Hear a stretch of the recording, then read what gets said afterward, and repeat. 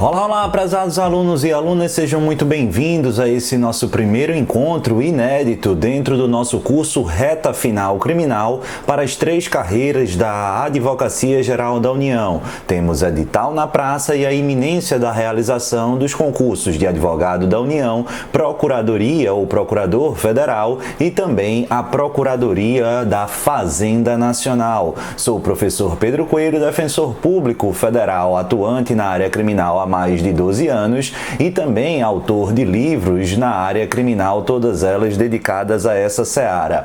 E, justamente nessa aula inaugural, trataremos de aspectos atinentes ao conteúdo editalício da área criminal para os senhores e as senhoras, sempre naturalmente fazendo o destaque dos pontos comuns aos editais, tanto da Advocacia da União, da Procuradoria Federal e da PFN, que vai ser o nosso foco aqui, os pontos comuns, mas quando houver um recorte específico para uma ou outra carreira, a gente vai fazer questão de delinear. Maravilha? Tranquilo? Apenas a título introdutório, já que essa é a nossa primeira aula, além dos bônus já disponibilizados, mas aula inédita, esse é o primeiro encontro, vale lembrar aqui aos doutores e às doutoras, justamente 2 aspectos absolutamente importantes. Nós teremos 5 aulas para a parte do direito penal, do conteúdo editalício desses editais e mais 5, pelo menos, de processo penal. É esse o nosso compromisso, além daquelas bonificações extras, aula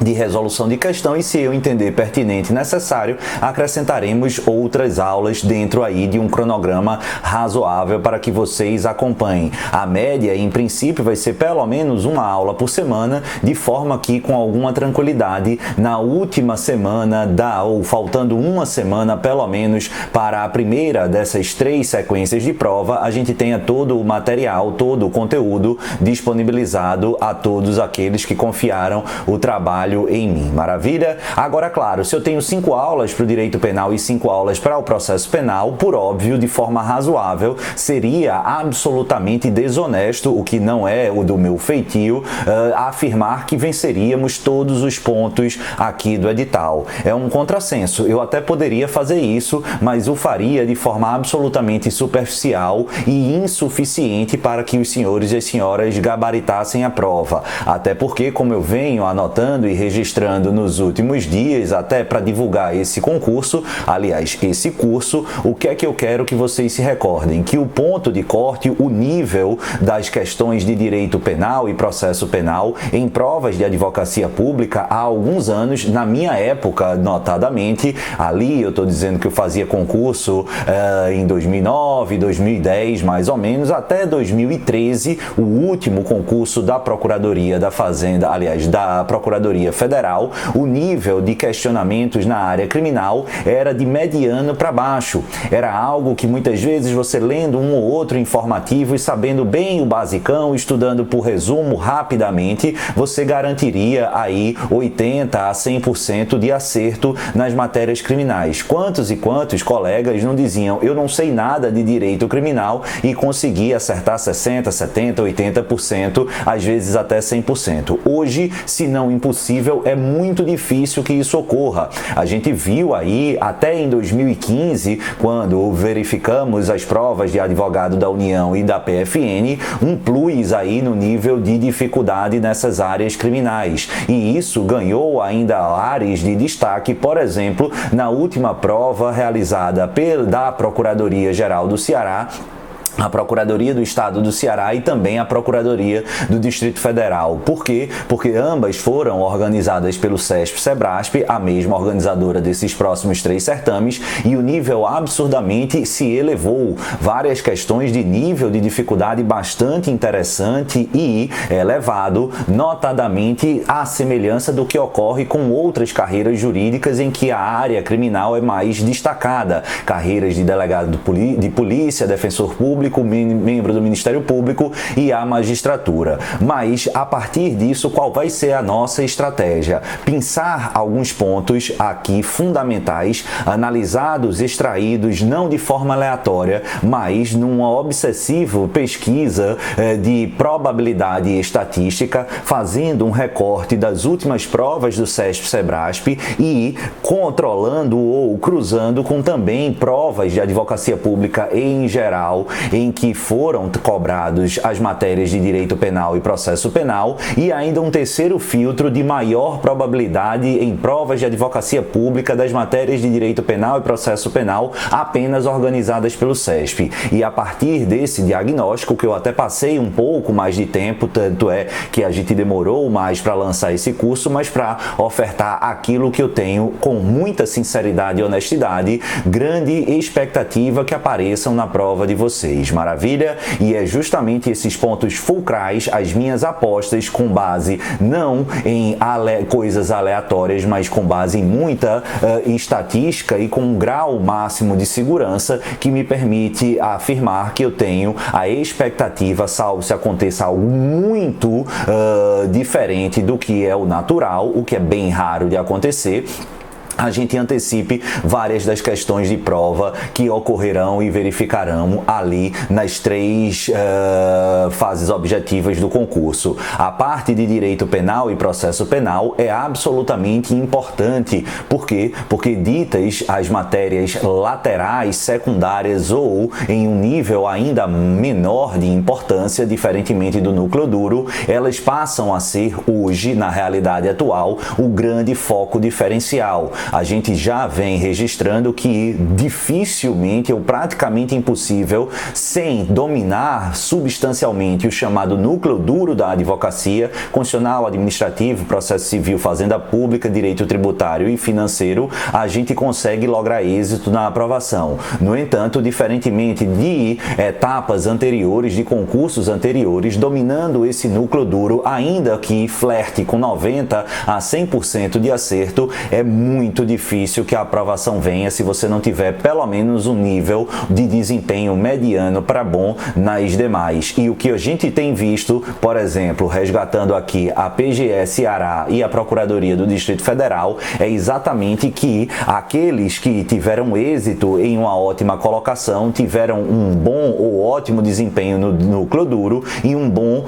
desempenho em matérias laterais, entre as quais o direito penal e o processo penal. E por que eu destaco essas? Porque, via de regra, elas são absolutamente rechaçadas e desinteressantes para aqueles que gostam e estudam para a advocacia pública. Minha missão é resgatar, anotar, ensinar e revisar pontos importantes que apareçam e aparecerão na prova de vocês e, de quebra, tentar mostrar um lado bacana e interessante, divertido e agradável da matéria criminal. Sem mais delongas, sejam muito bem-vindos aqui a esse nosso curso. Sou Pedro Coelho e nas próximas semanas e meses estarei à disposição para tentar, quem sabe, auxiliar todos vocês a atingirem ou se aproximarem de um grande sonho, de um grande objetivo na seara profissional, com, obviamente, reflexos no campo pessoal. Show de bola? Beleza? Vamos embora e vai para a tela para a gente começar o nosso Reta Final AGU, as 3 carreiras. Quem quiser pode me seguir lá nas minhas redes sociais. Primeira aula de Direito Penal volta aqui para mim. Via de regra, doutores e doutoras, a gente estrutura nossos cursos de revisão a partir de uma cronologia, ou melhor, de uma organização topográfica dentro do Código Penal. No entanto, dessa vez eu resolvi alterar. Ao invés de tratar de temas de parte especial e evoluindo, exaurir e caminhar para a parte especial dos tipos dos crimes efetivamente e depois concluir com a legislação penal especial, eu vou, entre aspas, desorganizar, mas dentro de um desenho de probabilidade. Começaremos com a parte especial, sem prejuízo de tangenciar, tocar e abordar abordar pontos referentes à parte geral, mas podem ficar tranquilos que didaticamente vocês conseguirão acompanhar. E dentro dos tipos penais encartados no Código Penal, dentro dos vários títulos e capítulos, indubitavelmente os crimes contra a administração pública, eles saltam aos olhos quanto à importância e à probabilidade e até mesmo o nível de dificuldade em cobrança nas provas de direito penal de advocacia pública. E entre esses tipos consagrados nos crimes contra a administração pública, eu vou destacar aqui o crime de peculato. Nas últimas provas, pelo menos dos últimos 6 anos da advocacia pública, a gente viu pelo menos 6 questões referindo-se a peculato. E quando essas questões são tratadas e trabalhadas em provas objetivas, se destaca a literalidade do dispositivo, o que é bom e relativamente fácil, mas também pontos nevralgicamente especificados pela jurisprudência dos tribunais superiores. E pelos acontecimentos dos últimos 2 ou 3 anos, mediaticamente falando em termos de repercussão, a gente tem muita convicção de que aparecerá uma ou até mais questões referentes ao peculato, e é sobre ele que a gente vai tratar. Presta atenção que o caput do artigo 312 do Código Penal, ele vai tratar de 2 espécies ou tipos de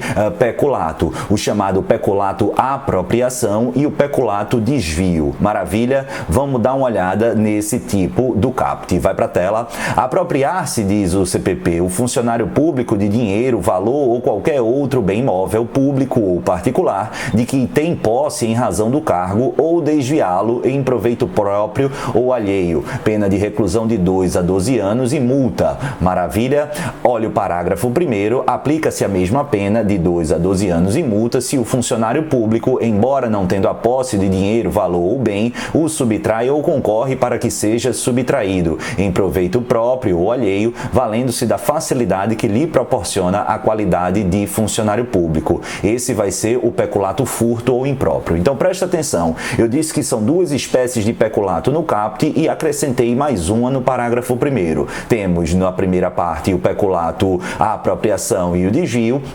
E o último, esse peculato impróprio ou peculato furto. O que eu quero destacar aqui, doutores e doutoras, antes de nos debruçarmos fundamentalmente sobre o tipo penal, é que é um crime contra a administração pública, notadamente praticado por funcionário público. Eu quero que você já guarde no seu coração essa informação junto com a conclusão de que se trata de um crime próprio. O que é um crime próprio? O crime próprio, diferentemente do crime comum, é aquele cuja autoria delitiva exige do agente uma peculiaridade, uma idiosincrasia, uma particularidade, um predicado específico. Não é toda e qualquer pessoa que pode, via de regra, cometê-lo. Eu preciso guardar uma característica específica, no caso, funcionário público. Beleza? Tranquilo? Agora, isso impacta e significa dizer que o particular, em hipótese alguma, não pode praticar o crime de peculato. Se você acha isso, comece a desachar, porque está errado.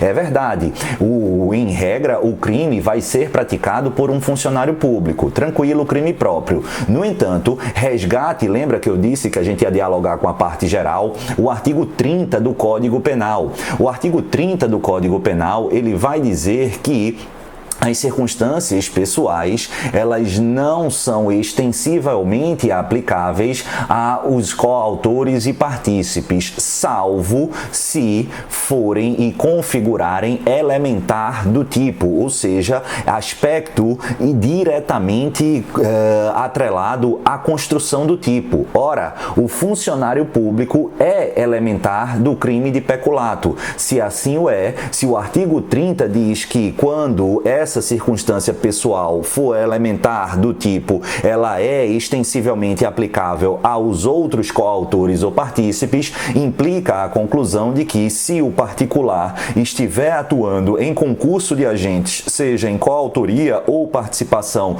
como funcionário público no crime aqui de peculato, seja ele apropriação, desvio ou peculato furto, a gente vai ter a possibilidade de sancionamento desse rapaz, dessa pessoa particular, desde que haja concurso de agentes e um deles seja funcionário público. Então, é possível nesse quadrante o particular responder por crime contra a administração praticado por funcionário público? Sim, desde que haja coautoria ou participação, concurso de agentes e um deles seja absolutamente caracterizado como funcionário público. Beleza? Tranquilo? Agora vamos tratar alguns aspectos que me parecem muito importantes. Presta atenção.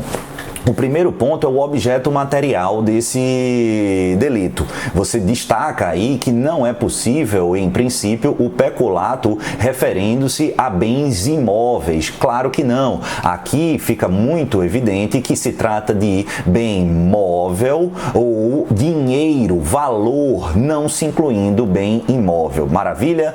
Tranquilo? Show de bola. O bem não precisa ser público, ele pode ser particular. Basta imaginarmos um bem particular que está sob a administração, os cuidados da administração pública. Se liga aqui que eu quero tratar de situações particulares e de destaque no cenário jurisprudencial e que tem absolutamente pertinência com a atualidade dos fatos ocorridos nos últimos 3 ou 4 anos. Cuidado aqui, porque será que a prestação de serviço ela pode ser objeto material do crime de peculato? Questão das mais interessantes e que vai demandar muita atenção. Quando a gente leu lá o caput do 312, eu disse que o objeto material era dinheiro, valor ou qualquer outro bem móvel. Em princípio, quando eu falo isso, a gente tem a impressão, é intuitivo, que não se inclui aqui prestação de serviços. Mas cuidado, essa é uma impressão parcialmente falsa. Como assim, Pedro, parcialmente falsa? É que pode ou não estar incluída a prestação de serviço. Eu vou precisar efetivamente analisar qual é o aspecto aqui do contexto fático. Deixe-me detalhar e explicar duas situações diversas. Se liga aqui, imagine que um parlamentar federal, ele tenha dentro da sua equipe de gabinete uma secretária executiva ou uma secretária ou um secretário parlamentar. Ele tem lotação lá em Brasília, mas também poderia ter uma lotação na sua respectiva cidade desse parlamentar. Maravilha, e isso é indiferente. Essa pessoa, ela está atuando nos aspectos atinentes à atividade parlamentar desse deputado. Tranquilo, é para isso que ela é paga, é isso que a função que ela exerce tem a previsão. No entanto, concomitantemente a esse apoio às atividades parlamentares, essa secretária executiva, esse secretário parlamentar, ele também exerce atividades específicas laborais na empresa que esse parlamentar, esse deputado federal tem em sua propriedade. E aí, perceba, nessa empresa particular, esse secretário parlamentar, essa secretária executiva não recebe remuneração. Ou seja, ela recebe a remuneração dessa atividade pública nomeada pelo parlamentar para fazer o labor parlamentar e também cumulativamente o trabalho particular. Perceba, há claramente um desvio de função. Claro, a gente tem uma remuneração para o exercício da função pública, mas ela também, com essa remuneração, está tendo a contrapartida referente à atuação privada. Aí é que está o grande pulo do gato. Isso aqui é peculato? A resposta é negativa. Cuidado aqui. E antes da gente detalhar a razão e o entendimento do STF e também acompanhado nessa linha do STJ, destaque uma outra situação que pode ser explorada pelo seu examinador. Imagine que essa secretária executiva, secretária parlamentar, ela é nomeada, recebe o pagamento pela função pública em tese exercida, mas ela nada faz em relação ao mandato parlamentar. Ela dedica full time, o tempo todo, às atividades da empresa particular do deputado. Nesse caso, há peculato? Aqui sim, tá? Aqui fica caracterizada. Então, simplesmente para facilitar, se essa personagem ela é remunerada pela função pública, exerce a função pública e também é remunerada publicamente para acumular uma função privada, ela até pode aqui vislumbrar um problema para o parlamentar no campo civil, administrativo e até de improbidade, mas não no campo criminal. Essa conduta é atípica e tampouco vai evidenciar peculato. Agora, se a atividade for exclusiva privada e ela for remunerada direta e exclusivamente aqui na função pública para a qual ela foi nomeada, aqui haverá peculato. Olha isso aqui no julgado do STF. A utilização de serviços custeados pelo erário por funcionário público no seu interesse particular não é conduta típica de peculato, em razão do princípio da taxatividade, tipo que exige a apropriação ou desvio de dinheiro, valor ou outro bem móvel, o que na hipótese não ocorre. Diferença entre usar o funcionário público em atividade privada e usar a administração pública para pagar o salário de empregado particular, o que aí sim configura peculato. É o que diz o STF, entre outras, no inquérito 3776, conforme a gente está vendo aí. Volta aqui para mim e presta atenção. É claro que vocês acompanham noticiários e já ouviram falar muito sobre funcionário fantasma, a tal da rachadinha, e o debate aqui não é no campo político e, claro, no campo objetivamente típico penal e como isso pode ser encarado e cobrado na prova dos senhores e das senhoras. Pedro, rachadinha é crime? Olha, se eu tivesse numa mesa de bar, se eu tivesse conversando com os meus amigos, se eu tivesse na balada, eu provavelmente diria diretamente, é claro que é, e não necessariamente eu estaria errado. No entanto, a gente precisa ter um pouco mais de zelo e cuidado, porque nós não estaremos na mesa do bar. Depois da prova até possível, mas na hora da prova, claro que não. E nessa linha a gente precisa detalhar fundamentalmente o que é exatamente que nós compreendemos ou estamos nos referindo, a que nós nos estamos nos referindo quando fala em rachadinha. Primeiro ponto, vamos trabalhar e lembrar que a gente tem dentro dessa figura basicamente alguns modelos. Temos, por exemplo, o modelo do funcionário fantasma, aquele funcionário que ele é nomeado para o exercício de determinada função e ele não aparece para trabalhar, ele aparece apenas no dia do pagamento para assinar o ponto, assinar alguma coisa, receber. Ele recebe esses valores sem trabalhar e repassam na íntegra para o seu chefe, ou o parlamentar, ou o representante lá que o nomeou. Nesse caso, está absolutamente havendo aqui um peculato desvio, maravilha, tranquilo, ou um peculato apropriação, mas no caso me parece mais pertinente é um peculato desvio.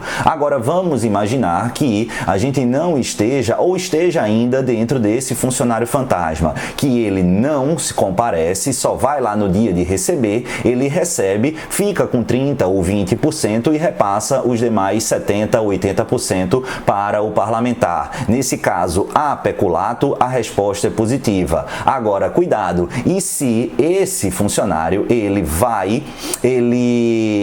comparece, ele não trabalha, recebe esse dinheiro, mas não repassa. Será que aqui nós temos peculato? Vamos tratar cada uma dessas questões. Vai aí para a tela para esse primeiro tópico. A nomeação de funcionário fantasma para se apropriar dos valores dele em tese a ele devido é peculato. As instâncias ordinárias concluíram pela configuração do peculato do 312, porque comprovado o repasse das verbas remuneratórias pagas ao funcionário fantasma ou agente político, bem como sua utilização a proveito próprio e elemento subjetivo. O agente teve, em razão do cargo que ocupava, a posse imediata da coisa que num primeiro momento era lícita ao pagamento de serviços prestados ao município, que sequer foram realizados, mas que posteriormente passou à fruição do agente nomeante, como se dele fosse configurada a conduta estampada no 312, peculato apropriação. Maravilha? Tranquilo? Então veja aí que se caracterizou o peculato apropriação. a apropriação.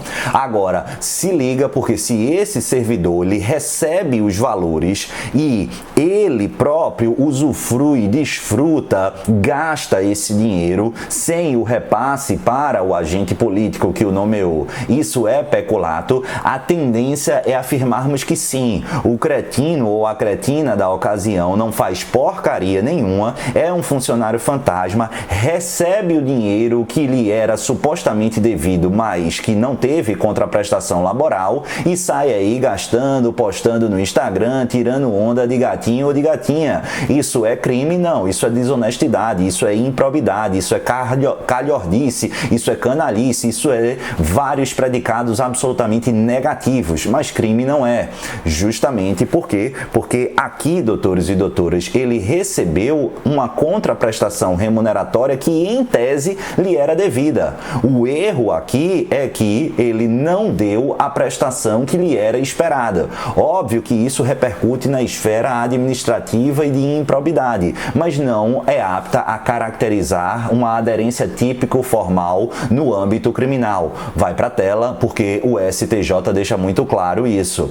Com efeito, a paciente foi denunciada como incursa no artigo 1º, inciso 1º do decreto 201, que é o crime lá de prefeito, né? E o impetrante alega que a hipótese de servidor fantasma não se enquadraria na figura prevista do 312 do Código. Assim, constata-se que o acórdão permaneceu incólume, não infirmado no presente writ. Verifica-se, entretanto, que a jurisprudência do STF e do STJ é pacífica no sentido de que o servidor público que se apropria dos salários que lhe foram pagos e não presta os serviços não comete peculato. Todavia, concede-se a ordem de ofício para trancar. Então, volta aqui para mim, é exatamente aquilo que eu expliquei. Por mais indignante que seja, e que mereça a reparação e o sancionamento em outras esferas, a gente precisa lembrar que, no âmbito do direito penal, a gente é norteado pela legalidade estrita e, fundamentalmente, pela aderência típico-formal rigorosa. Bacana? Tranquilo? Show de bola. Um tópico muito interessante, pessoal, e aqui eu quero destacar, muito lindo para cair na sua prova de advocacia pública, é um precedente que vai nos encaminhar e rememorar em 2020 a realidade vivenciada e experienciada no estado de Minas Gerais, mas naturalmente uma realidade absolutamente aplicável a várias administrações públicas Brasil afora. E vai dialogar justamente com um ponto que é muito debatido no âmbito doutrinário. E vocês vão se recordar, pessoal, que quando a gente falou lá na leitura do artigo 312 caput, a gente mencionou que o peculato, apropriação ou desvio parte do pressuposto que aquele bem móvel, valores, dinheiro, era pertencente ou fazia-se presente em relação ao funcionário público uma relação de posse ou de detenção. A grande questão relativamente ao direito penal, material, doutrinário, é se essa posse ela precisa ser uma posse direta ou se inclui aqui também a posse indireta. Aqui, posse indireta referendo-se aqui como a disponibilidade jurídica sem a detenção material ou poder de disposição. Nessa linha, defendendo essa perspectiva, temos as lições mais recentes do Guilherme de Souza Nutti e, claro, as clássicas lições do professor Nelson Hungria. E é essa perspectiva que vai ser advogada e aplicada na sua prova. Então, aqui o peculato, ele inclui a posse direta e indireta e também a detenção. Maravilha? Tranquilo? Lições do Nelson Hungria. E esse é não só a orientação majoritária no campo doutrinário, como impacta sensivelmente no âmbito da jurisprudência e é agasalhada pelo STJ.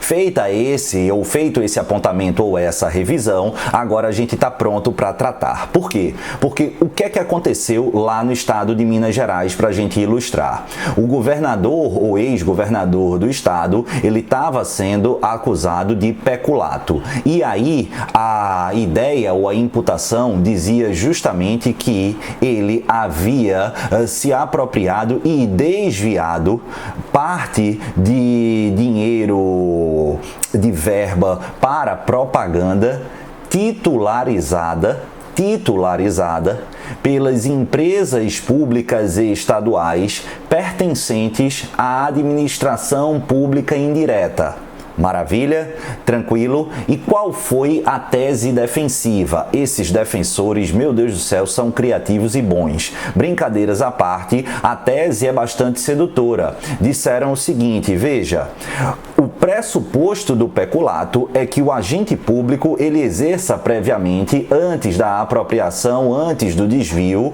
a posse direta ou a detenção.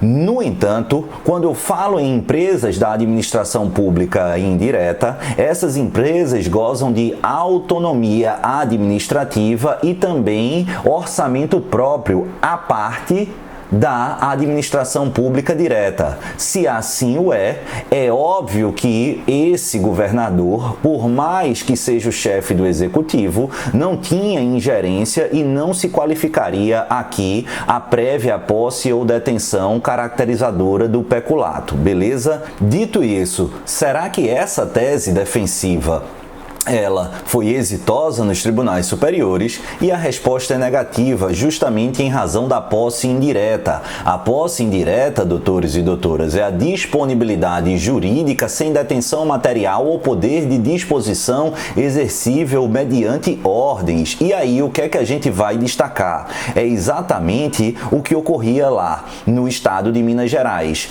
Considerando que as indicações da diretoria ou das diretorias dessas empresas que titularizavam essa parcela orçamentária que teria sido desviada ou apropriada, eram indicações políticas. Descortinando as investigações, se evidenciou que indiretamente esse governador, chefe do executivo, tinha bastante influência e era determinante na fixação das diretrizes, inclusive de destinação e de aplicação dessas verbas supostamente de publicidade, direcionando para quem ou quais empresas deveriam receber esses valores, pensando em um médio prazo, curto prazo, na sua campanha de reeleição. Dito isso, evidenciou-se na prática a realização ou a presença de posse indireta e, portanto, aperfeiçoamento do crime de peculato. Maravilha? Tranquilo? Vai aí para a tela. Consoante doutrina especializada, o artigo 312 deve ser entendida, posse deve ser entendida em sentido amplo, correspondendo à simples detenção, bem como a posse indireta. A gente já viu aí, posição que guarda sintonia com a jurisprudência dos tribunais superiores. Aqui, enquanto governador do estado, exercia plena ingerência nas empresas daquele ente federativo, mediante imposição da autoridade de seu cargo sobre os respectivos dirigentes, e a autonomia gerencial própria das entidades da administração indireta não representava óbice ao acesso e ao controle fático das disponibilidades financeiras das estatais. Com efeito, verificou-se que o recorrente se utilizou do cargo público que ocupava e da posse indireta do dinheiro público para determinar, por interpostas pessoas, a aquisição de cotas de patrocínio de eventos esportivos que jamais receberam os aportes financeiros, visto que antes disso, esses recursos sofreram criminoso desvio em proveito de sua campanha pela reeleição do governo estadual. Maravilha? Tranquilo? Vamos avançar nas rachadinhas. A gente já começou a tratar, mas agora a rachadinha entendida como a nomeação de um funcionário efetivo. Aqui ele não está como um funcionário fantasma, ou seja, ele é nomeado para exercer uma função X e ele exerce essa função X.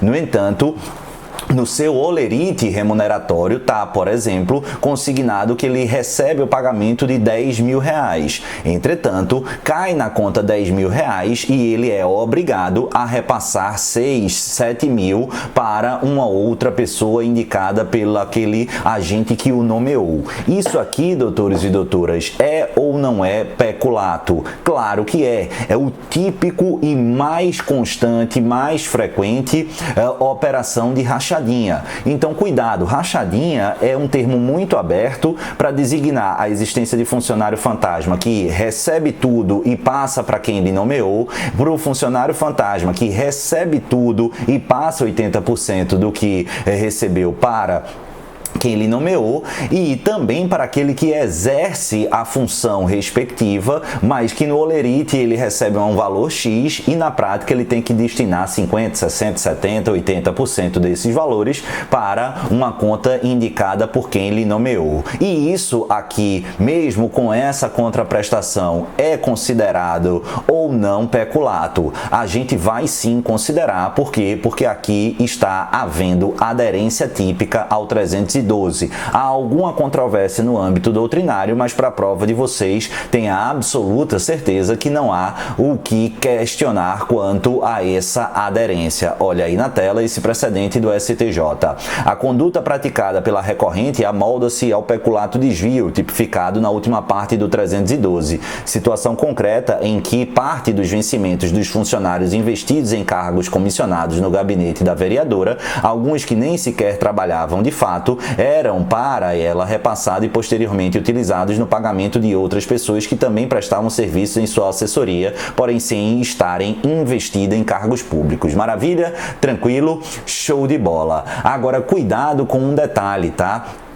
E um caso concreto bem interessante. No peculato desvio não há necessidade da prova do destino do dinheiro desviado. E essa aqui, doutores e doutoras, pelo amor de Deus, tem algo que me diz que vai cair em uma das 3 provas esse caso concreto. E se cair, já lembra na hora da prova de fazer um coraçãozinho e dizer: Pedro, brincadeira. Brincadeira em relação ao coraçãozinho e o nome Pedro. Mas que isso aqui eu chego a me arrepio. Tô sentindo que vai cair na Advocacia da União, na Procuradoria Federal ou na PFN, isso eu tô, e realmente quando eu sinto isso, esse negócio cai.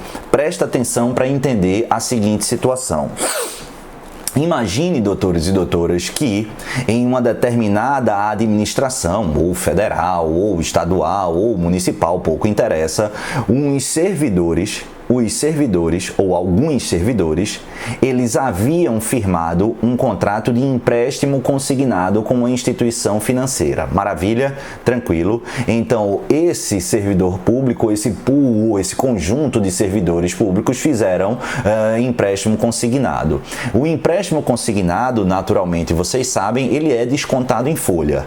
Ou seja, você recebe em tese R$10.000, nesse empréstimo consignado você destina 25% da sua remuneração para o pagamento, você ao invés de receber 10 caindo na conta, você vai receber 7.500, porque 25%, 2.500 vão ser decotados e encaminhados para essa instituição financeira. Maravilha? Imagine que ao rodar a folha, a administração pública realize esse decote, realize esse desconto na sua remuneração e você, ao receber a sua remuneração, esteja imaginando que esses 2.500 que deixaram de cair estão sendo direcionados e destinados para o pagamento do seu empréstimo consignado. Mas, na verdade, a administração pública decota e não repassa para a instituição financeira com a qual você firmou o contrato de empréstimo consignado. Nesse caso, há ou não peculato desvio. E aí, para haver peculato desvio, eu preciso demonstrar que esse dinheiro que não foi encaminhado para onde devia e, portanto, foi desviado, foi para a utilização no interesse do próprio administrador, do gestor ou de quem quer que seja. Não, pouco importa para onde foi esse dinheiro. Claro, desde que evidenciado a manobra para alterar o seu destino que lhe era correto, que era justamente o pagamento aqui da empresa com a qual você firmou o empréstimo. É nessa linha que a gente vai registrar que o peculato desvio, portanto, é um crime formal. Lembra, crime material é aquele que para sua consumação precisa da produção de um resultado naturalístico, uma alteração no mundo exterior, que a gente percebe a alteração num parâmetro panorama no mundo aqui fora. Melhor exemplo, o homicídio, matar alguém. Só vai estar morto quando ele de fato morrer. Ah, ele não morreu, ele ficou todo capenga, ficou em estado vegetativo. Morreu? Não morreu. Então, não atingiu o resultado. A gente vai ter aí, provavelmente, uma tentativa, artigo 14, inciso 2º do Código Penal. Resultado naturalístico, evento mortis, é aí que a gente tem a consumação do delito. O crime formal não. O crime formal ele pode impactar e produzir a alteração no mundo naturalístico. O resultado naturalístico é essa alteração no mundo exterior, mas a sua consumação não depende disso. É aqui. Pode haver um locupletamento, o recebimento de uma vantagem indevida pode, mas ela é essencial, demonstrá-la inclusive para fins de consumação, não. O crime se aperfeiçoa com o desvio efetivado, independentemente de demonstração para onde ele foi. E, por fim, os crimes de mera conduta são aqueles que nem estão compatíveis com a produção do resultado naturalístico. A consumação se evidencia com a própria prática do verbo nuclear. Maravilha? Feita essa revisão, vai para a tela. O peculato desvio é crime formal para cuja consumação não se exige que o agente público ou terceiro obtenha vantagem indevida mediante a prática criminosa, bastando a destinação diversa daquela que deveria ter o dinheiro. Os aspectos formais da descrição típica da conduta estão preenchidos na medida em que é desviado dinheiro destinado ao pagamento de empréstimos consignados de servidores públicos. Configura peculato desvio a retenção dos valores descontados da folha de pagamento dos servidores que recebiam seus vencimentos já com os descontos dos valores de retenção a título de empréstimo consignado, mas por ordem de administrador, os repasses às instituições financeiras credoras não eram realizados. Na modalidade peculato desvio, não se discute o deslocamento de verbas públicas em razão de gestão administrativa, mas o deslocamento do dinheiro particular em posse do Estado. Assim, a consumação do crime não depende da prova do destino do dinheiro ou do benefício obtido por agente ou terceiro. Só liga aí na importância que se trata de precedente aqui da Corte Especial do Superior Tribunal de Justiça. Beleza? Tranquilo? Vamos falar um pouquinho, só para a gente finalizar, sobre o peculato, acerca do peculato culposo e uma interessantíssima e relevante causa extintiva da punibilidade, que derruba muita gente em prova de concurso. Se liga. O parágrafo 2º do artigo 312, ele vai se caracterizar como o tipo do vigilante cochilão. Que zorra é essa, Pedro? Calma que a gente vai explicar. Imagine, supondo que haja um vigilante que seja concursado. Muitas vezes que tem isso é o Ministério Público, né? O Ministério Público Federal é uma casa da mãe Joana, não é um elefante branco, é um mamute branco, mas deixa quieto, deixa a turma lá se divertir. Mas o fato é que, se divertindo ou não, às custas de muito dinheiro público, ema, cada um com seus problemas, o fato é que existem algumas distorções, ao menos na minha humilde opinião. Mas aqui a gente não está para ouvir a minha opinião. Mas o fato é que o Ministério Público Federal, ele tem aí concursados para exercer as funções de motorista, às vezes até dizem de copeiro e copeira, mas também em algumas unidades tinha, ou não sei se ainda tem, vigilantes concursados. Vamos imaginar essa efetiva, concreta, real ou hipotética situação. O cara tá lá e aí ele deveria, em tese, passar 12 horas ou 8 horas, sei lá que danado de tempo, acordado, fazendo o quê? A vigília. Mas o que é que ele vai fazer em tempos de Big Brother, em tempos de campeonatos estaduais? Ele liga lá no seu joguinho, fica flertando com o BBB, o joguinho, o jogo muito ruim. Imaginemos que ele seja sofredor que nem eu e tenha que ver o jogo do Náutico. O Náutico provavelmente começa a perder, ele se irrita e faz o quê? Cochila. Muito melhor, né? Salvo se ele não estivesse trabalhando. E ele cochila. Ele cochila e aí, aproveitando-se desse cochilo, esse cochilo vai facilitar a prática de crime de peculato, seja peculato apropriação ou peculato desvio. Ou seja, ele queria contribuir para a prática desse delito? Claro que não. Mas ele concorre para a prática desse delito? Sim, o fazendo culposamente. Mas, Pedro, para que haja punição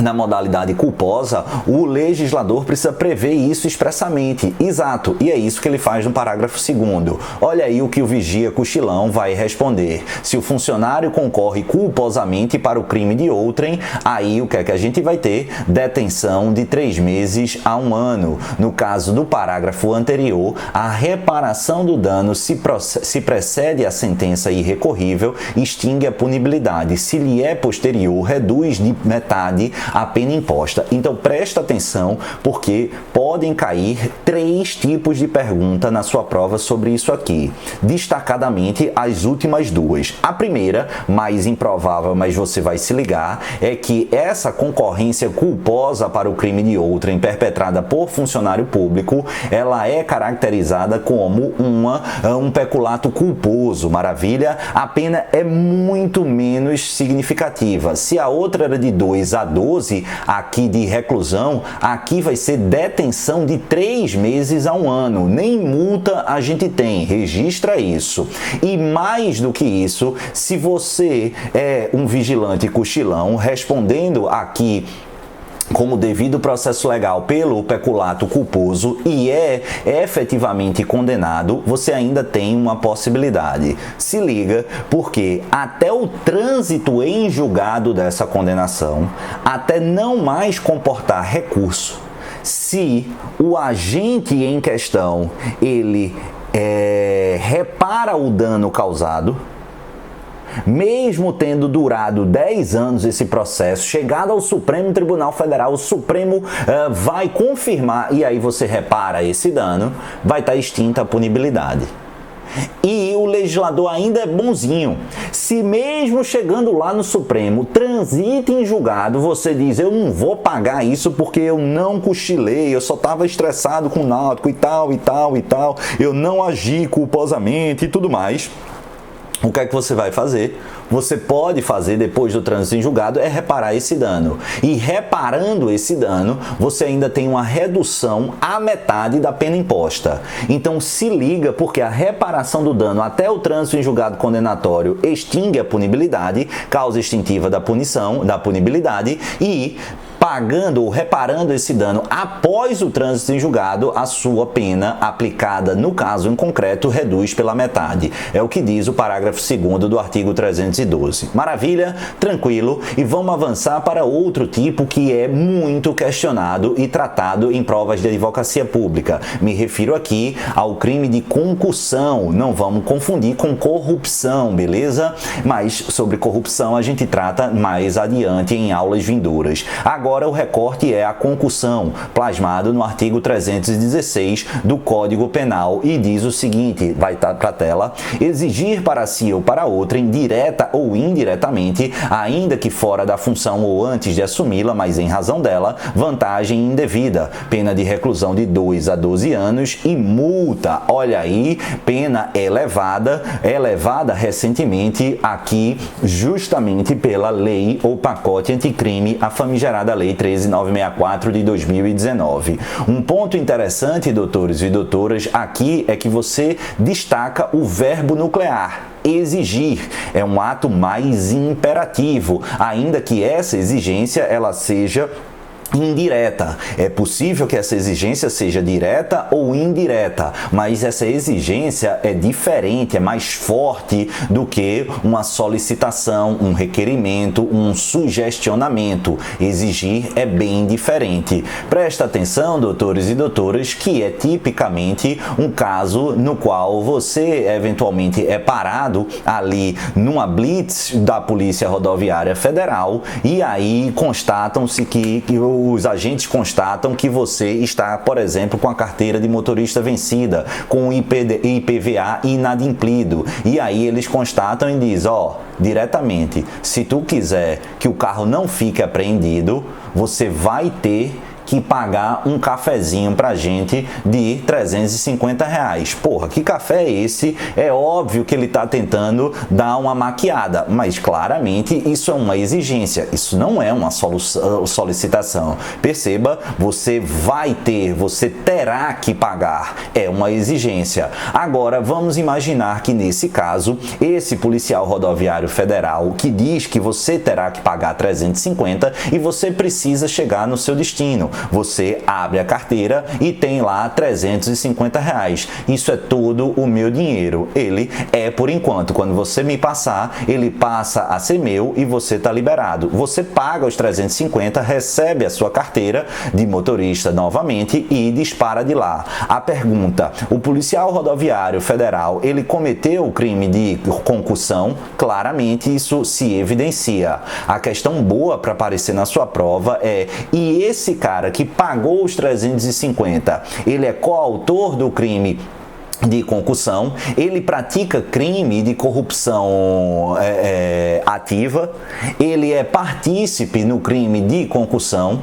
Veja, ele não está exigindo, beleza? Então, obviamente, ele não atua para a consumação da concussão.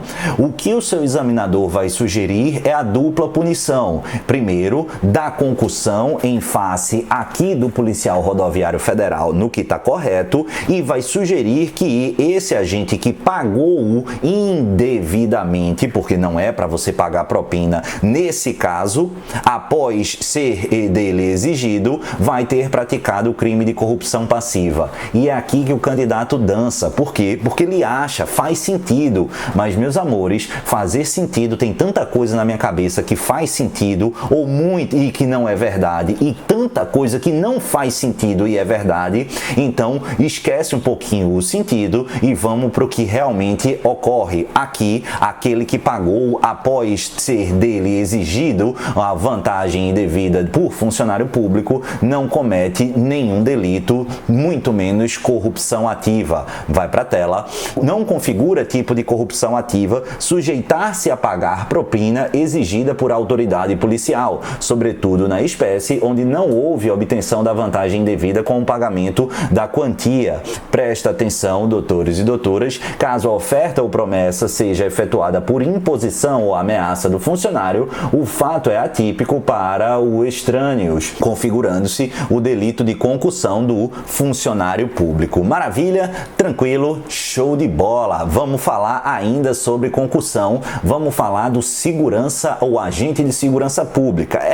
Esquece o policial federal, o policial rodoviário federal, né? Vamos botar, sei lá, um policial federal, um agente da Receita Federal, qualquer um desses, ou um agente de segurança pública mesmo. Imagine aqui que esse agente de segurança pública, esse policial federal, ele aqui exige vantagem indevida em razão da sua função. Artigo 316, aqui caracterizada a concussão. Maravilha. Ele é submetido a um devido processo legal a partir de denúncia à instrução, o juiz, pumba, ele vai e condena a uma pena privativa de liberdade. Essa pena privativa de liberdade, a sua dosimetria, a sua fixação é norteada desde 1984 no que fora concebido pelo professor Nelson Hungria, pelo sistema trifásico. Está lá no artigo 68. Esse sistema trifásico, ele, como o próprio nome diz, isso é de uma obviedade irritante, Pedro, mas calma que você vai entender, é dividido em 3 etapas. Nossa, descobriu a roda.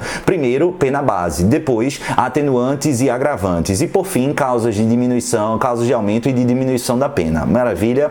Nessa primeira fase, a fixação da pena base, o juiz sentenciante, ele vai fundamentalmente se pautar entre o mínimo e o máximo entabulados no preceito secundário do tipo. O tipo penal, ele tem o preceito primário, que é ali a descrição do que é o crime tipificado, e abaixo o preceito secundário é a previsão em abstrato da pena. Concussão, a gente viu, tá lá, exigir vantagem devida, preceito primário, e o preceito secundário, reclusão de 2 a 12 anos e multa. É nesse intervalo de 2 a 12 anos que o juiz vai atuar para fixar a pena base. Não pode ser aquém nem além desses parâmetros. Mas quais são os critérios que ele vai se nortear? Esses critérios são 8 vetores trazidos no artigo 59 do CP, do Código Penal. E entre eles a gente vai tratar e chamar genericamente de circunstâncias judiciais do crime. Maravilha? Tranquilo? Aí o que é que a gente vê? Que nesse caso concreto, o agente, ou melhor, o juiz, ele aplica acima do mínimo legal a pena base, justificando, dentro dessas circunstâncias do crime, um maior desvalor do comportamento, porque o servidor público, agente de segurança pública, ele tem uma maior culpabilidade, uma maior reprovabilidade, porque se a gente espera a probidade, em regra, de todos os servidores públicos, a gente gosta de se iludir, né? Mas essa é em tese a expectativa, com mais razão você espera de determinada classe de servidor público. Então, por exemplo, é óbvio que o servidor público policial, você ao menos espera que a polícia esteja lá para descortinar ou prevenir crimes. O membro do Ministério Público para investigar e propiciar do polo acusatório desvendar crimes. Então, algumas funções você espera um comportamento absolutamente não apenas de não cometer, mas refratário à prática delitiva. E, obviamente, que quando ele comete crime, a decepção é maior, o desvalor do comportamento, a reprovabilidade é maior. De ambos, todos os funcionários públicos, há uma reprovabilidade, senão não haveria crime. Mas dessa figura, a reprovabilidade é maior. E pensando nisso, o juiz recrudesceu, aumentou a pena base. Andou certo o juiz? Para a defesa, não. Porque para a defesa, o juiz, ele militou naquilo que é vedado pelo sistema criminal, que é o ne bis in idem. Uma vez que o fato de esse agente policial ser servidor público, ele já tinha sido valorado e utilizado como critério de individualização da pena pelo legislador ao exigir a condição de funcionário público para o cometimento do crime de concussão, que também é um crime próprio. Somente pode ser cometido, via de regra, aqui por funcionário público. E aí, há bis in idem ou não há bis in idem? E o STJ disse não há bis in idem, assim como o próprio Supremo Tribunal Federal, justamente porque é verdade que apenas funcionário público isoladamente pode cometer o crime de concussão, mas alguns funcionários públicos esse desvalor e a reprovabilidade, desvalor é maior da conduta, a reprovabilidade é maior, o que legitima a utilização como critério de recrudescimento da pena base. Vai para a tela. À luz do disposto no 59 do Código, é válida a exasperação da pena base quando, em razão da aferição negativa da culpabilidade, extrai-se maior juízo de reprovabilidade do agente diante da conduta praticada. Na concussão, embora a condição de funcionário público integre o tipo penal, não configura bis in idem a elevação da pena na primeira fase da dosimetria da pena, quando, em razão da qualidade funcional ocupada pelo agente, exigir-se-ia dele maior grau de observância dos deveres e obrigações relacionados aqui ao cargo que ocupa. Maravilha? Tranquilo? E só para a gente finalizar essa nossa primeira aula, doutores e doutoras, se liga aqui, Pedro, e se o juiz majorar essa pena base a partir da cobiça ou ganância do servidor público? Nesse caso, o procedimento está correto? Aqui não, né, pessoal? Por quê? Porque, veja, a concussão, ele é um crime contra a administração pública, mas nitidamente de matriz patrimonial. E quando a gente está diante de crimes patrimoniais assim entabulados topograficamente, ou ainda que topograficamente de outra espécie, mas com matriz, essência, ontologia patrimonial, a cobiça, a ganância é intrínseca a esse tipo. É justamente utilizar esses parâmetros caracterizaria aqui o bis in idem. Vai aí para a tela, diferentemente da outra, aqui, embora inserida no Código Penal no título dos crimes contra a administração, a concussão possui várias das características dos crimes crimes patrimoniais, com a peculiaridade do crime ser próprio de servidor público. Assim sendo, a cobiça, a ganância e a intenção de obter lucro fácil constituem elementares do tipo, não podendo assim serem utilizadas novamente na apreciação das circunstâncias judiciais para justificar a elevação da pena base. E somente para a gente finalizar, aí sim, cuidado.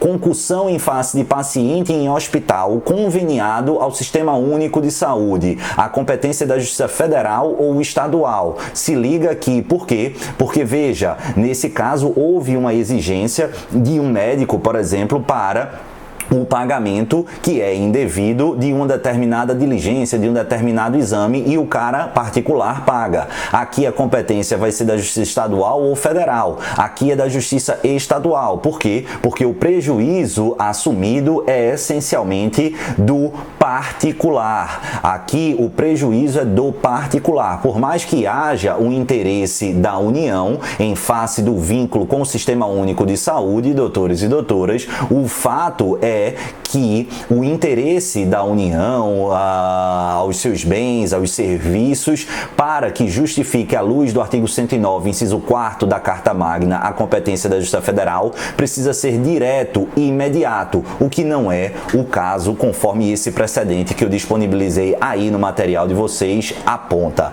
Maravilha? Essa foi a primeira das nossas 5 aulas de Direito Penal. Fizemos um recorte dos crimes contra a administração. Avançaremos nos próximos 4 encontros, pelo menos, para tratar de assunto de direito penal. Espero que vocês tenham gostado. Um beijo no coração de todos. Fiquem com o Papai do Céu e vamos embora, que a gente vai contribuir, ainda que minimamente, na construção e na obtenção do sonho de conquista e objetivo profissional de vocês, rumo à aprovação. Um beijo e até a próxima. Tchau, pessoal.